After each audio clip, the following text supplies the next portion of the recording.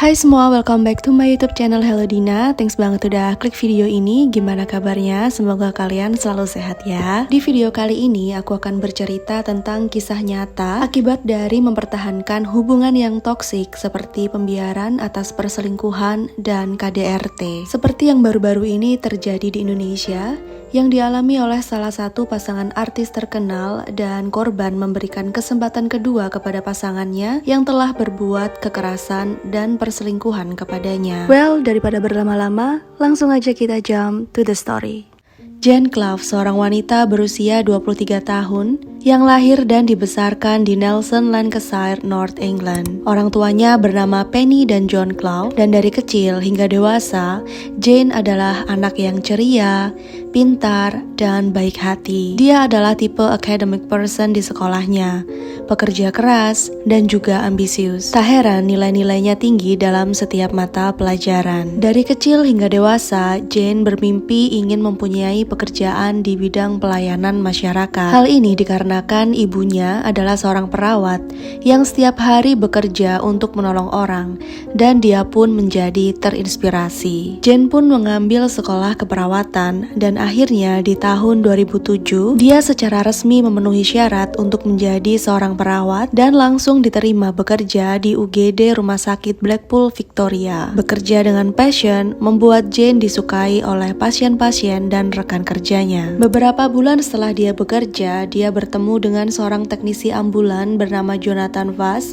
yang saat itu berusia 27 tahun. Di mata Jane, Jonathan adalah pria yang baik, humoris, suka olahraga terutama gym dan tinju, serta dia adalah tipe pria yang bersemangat. Komunikasi yang mereka bangun di tempat kerja membuat Jane merasa cocok dengan Jonathan dan berlangsung dengan chit-chat di luar jam kerja. Jane sangat menyukai apapun tentang Jonathan.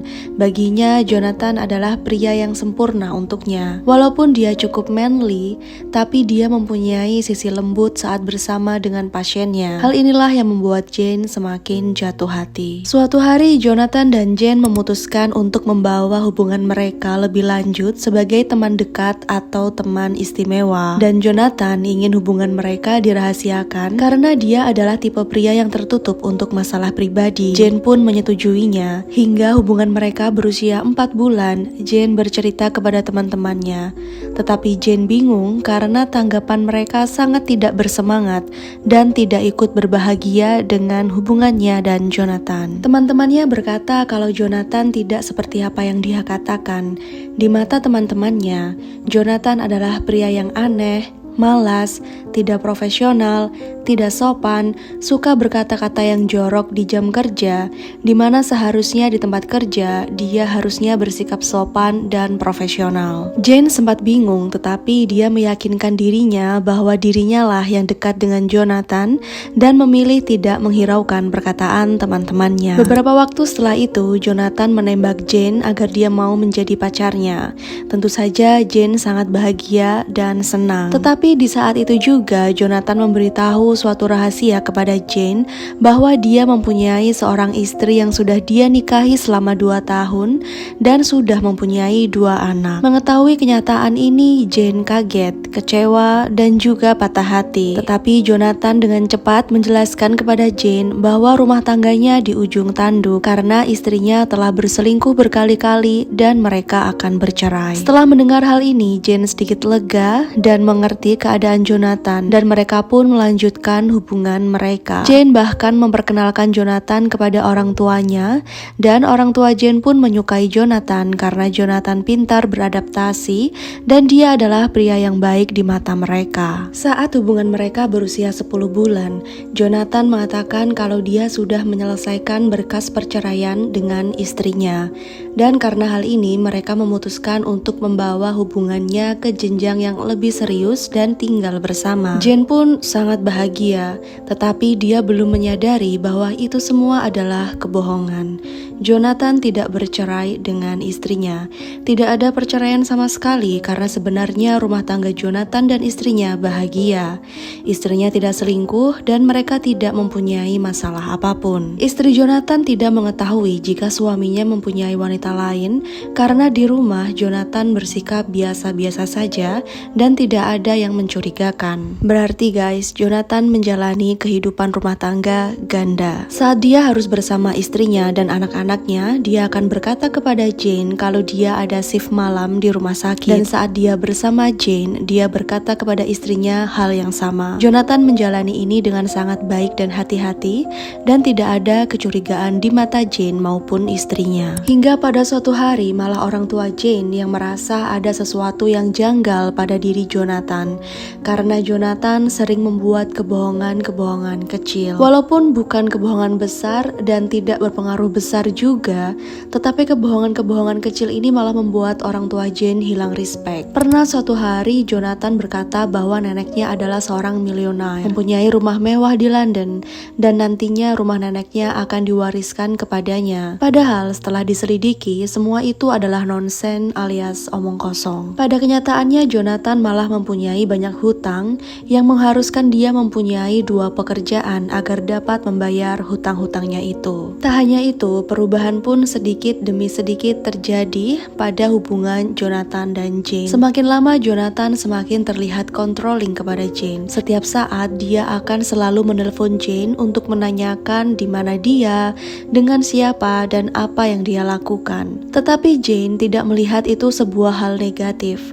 Malah dia berpikir Jonathan benar-benar perhatian dengannya. Semakin lama orang-orang terdekat Jane melihat Jonathan tidak hanya berbohong dan controlling, tetapi dia mulai menginjak-injak harga diri Jane di depan banyak orang, seperti memanggil Jane wanita bodoh, penampilannya tidak menarik, dan serentetan perkataan-perkataan yang membuat Jane harusnya merasa insecure. Tak hanya itu, Jonathan akan menceritakan hal-hal buruk tentang Jane kepada orang tua Jane dan teman-teman kantornya saat Jane tidak di sana. Ya bisa kita bilang Jonathan ini ngegosipin tentang Jane, dan keadaan itu semakin bertambah parah saat Jonathan mulai menguntit kegiatan Jane, seperti mengikuti kemana Jane akan pergi untuk memastikan kalau Jane itu tidak berbohong. Jane tidak pernah bercerita tentang kondisi hubungannya dengan Jonathan kepada siapapun, walaupun pada akhirnya diketahui bahwa semenjak mereka tinggal bersama, Jonathan sering melakukan kekerasan terhadap fisik Jane, seperti menampar,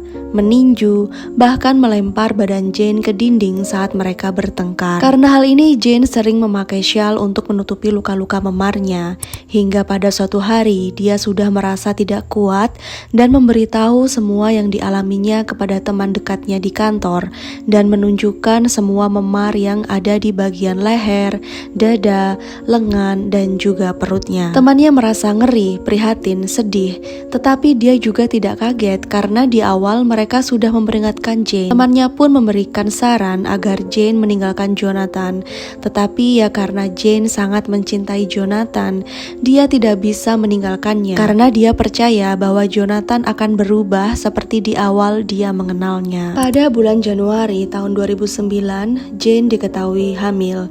Dia merasa senang tetapi juga merasa khawatir karena sikap Jonathan yang masih saja kasar dan belum berubah. Dia khawatir kekerasan yang dia alami itu nanti akan mempengaruhi kehamilannya. Tetapi lagi-lagi Jane berpikir positif, mungkin saja Jonathan bisa berubah setelah tahu kalau dia hamil, dan mungkin saja Jonathan tidak akan berani memukulnya lagi. Serta Jane berharap kelahiran anaknya nanti bisa merubah Jonathan menjadi lebih dewasa. Orang tua Jane yang mendengar berita kehamilan Jane ini sangat khawatir karena dengan adanya anak akan menjadikan Jane semakin terikat dengan Jonathan dan dia tidak akan bisa meninggalkan Jonathan. Mereka semakin mengkhawatirkan keselamatan anak dan cucunya kelak. Tetapi semua tetap berada di tangan Jane. Orang tuanya tidak bisa berbuat apa-apa. Walaupun begitu, orang tua Jane tetap berusaha sebisa mungkin menjadi support untuk Jane. Dan apa yang dikhawatirkan dikhawatirkan semua orang terjadi. Di usia kehamilan Jane yang ke-7 bulan, Jonathan memaksa Jane untuk melayaninya. Tetapi saat itu mungkin karena hormon kehamilan, Jane mengatakan tidak bisa. Bukannya berusaha mengerti, Jonathan malah memperkaos Jane yang mana ini tidak pernah dia lakukan sebelumnya. Setelah itu Jane merasa sedih, dilecehkan, tidak dihargai, dan kecewa kepada Jonathan. Tetapi tetap saja Jane tidak bisa berbuat apa-apa, dan hal itu berlangsung hingga akhirnya bayi perempuan mereka lahir di bulan Oktober tahun 2009. Setelah bayi mereka lahir, Jonathan tampak baik. Dia tidak pernah memperkaosnya lagi, yang tentu saja hal ini membuat Jane berpikir Jonathan telah berubah setelah kelahiran putrinya. Tetapi sayangnya Jane harus menelan pil pahit lagi.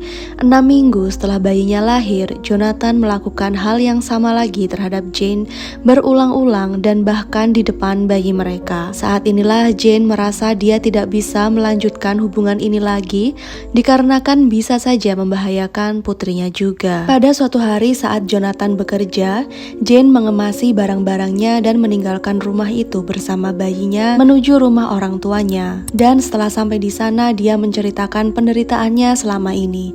Tetapi dia masih merahasiakan tentang Jonathan yang memperkaosnya berkali-kali. Selama 3 hari Jane tinggal di rumah orang tuanya, segalanya aman terkendali. Dia mulai tenang hingga pada hari ketiga dia menerima pesan dari Jonathan yang berisi, "Kita akan terus bersama, tak peduli apapun masalah kita." Dan kemudian Jane membalas pesan itu dengan berkata, "Aku mencintaimu Jonathan, tapi aku tidak merasa aman lagi bersamamu." Dan setelah itu Jonathan pun membalas, "Aku juga mencintaimu. Tetapi mengapa kamu kabur ke rumah orang tuamu? Aku tidak akan membunuhmu ataupun menyiksamu." Berhari-hari Jonathan mengirim pesan dan menelpon meminta maaf serta merayu Jane, memohon agar dia bisa kembali. Hingga akhirnya Jane menyetujuinya dengan syarat bahwa dia harus pergi ke psikiater untuk menjalani perawatan mental. Jonathan pada saat itu mengiyakan, bahkan mengatakan kalau dia sudah pergi ke psikiater beberapa hari yang lalu. Jane pada akhirnya percaya dan dia kembali ke rumah Jonathan bersama bayinya. Baru saja beberapa hari kembali bersama Jonathan, dia mengulangi lagi perbuatannya.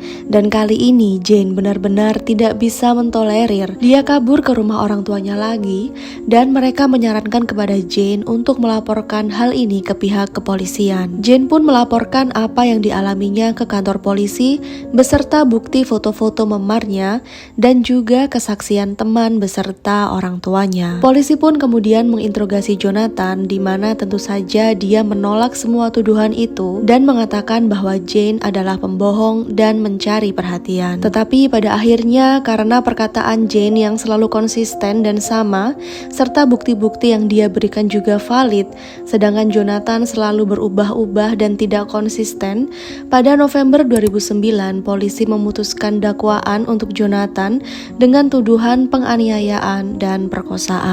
Pada saat itu semua orang merasa lega. Jonathan dikirim ke penjara dan Jane bisa menjalani hidupnya dengan tenang dan bahagia. Jane mulai kembali bekerja setelah cuti melahirkan. Sementara dia bekerja, anaknya dijaga oleh orang tuanya. Sedikit demi sedikit Jane mulai kembali ke dirinya yang dulu, yang ceria dan juga bersemangat. Tetapi kedamaian ini tidak akan berlangsung lama karena Jonathan mengajukan permohonan jaminan wajib lapor sebelum persidangannya dimulai. Dia sudah mengajukan 2 kali dan ditolak. Kemudian di pengajuannya yang ketiga kali setelah dia ditahan, dia dibebaskan dengan jaminan selama sidangnya belum dimulai. Tentu saja hal ini membuat cemas Jane dan keluarganya jika harus bertemu dengan Jonathan, walaupun Jonathan sudah dipecat dari rumah sakit tempat dia bekerja. Kalau kalian masih ingat ya guys, Jonathan menjalani hubungan ganda dengan istrinya dan juga Jane. Saat dia bebas dari penjara dan kembali ke rumah istrinya, ternyata istrinya tahu tentang apa yang selama ini suaminya lakukan dan dia pun mengusir Jonathan dari rumah. Benar-benar di posisi ini Jonathan telah kehilangan segala-galanya, istrinya, Jane, dan juga ketiga anaknya. Sementara menunggu persidangan, Jonathan tinggal bersama orang tuanya. Persidangan Jonathan akan dilaksanakan pada bulan Oktober 2010, sedangkan saat itu masih awal tahun 2010. Keluarga dan teman-teman Jane mencoba melindunginya dan memastikan Jane tidak pernah sendiri kemanapun karena apapun bisa saja terjadi dengan Jane. Selama berbulan-bulan, Jane terus-menerus cemas dan menulis di buku hariannya, kira-kira apa yang akan dilakukan Jonathan, apakah dia akan membunuhnya, dan kecemasan-kecemasan yang lain. Hingga karena kecemasan yang mengganggunya ini, Jane pun menulis surat permohonan kepada pihak kepolisian untuk diteruskan ke pengadilan agar proses pengadilan segera dimulai dan dia bersedia menjadi saksi korban untuk memberi kesaksian langsung di pengadilan. Entah bagaimana ceritanya, informasi ini bocor ke telinga Jonathan yang membuat dia marah dan bertambah dendam kepada Jane. Dia merasa semua kehancuran yang dia rasakan saat ini adalah karena Jane. Jonathan pun melanggar perjanjian pembebasan jaminannya. Dia mulai menguntit Jane secara online dari Facebooknya. Dia ingin tahu apa kegiatan Jane, status apa yang dibuat olehnya, di mana dia, dan apa kegiatannya, hingga dia pun tahu jadwal kerja Jane. Setelah itu, penguntitan online berubah menjadi penguntitan secara offline. Dia benar-benar mengikuti Jane. Setiap hari, Jonathan menggunakan mobil orang tuanya dan menempuh perjalanan sejauh 80 km hanya untuk menguntit Jane. Dia akan berhenti di depan rumah orang tua Jane, melihat Jane masuk ke mobil, menyetir hingga rumah sakit, dan akan tetap menunggunya di depan rumah sakit hingga Jane selesai bekerja.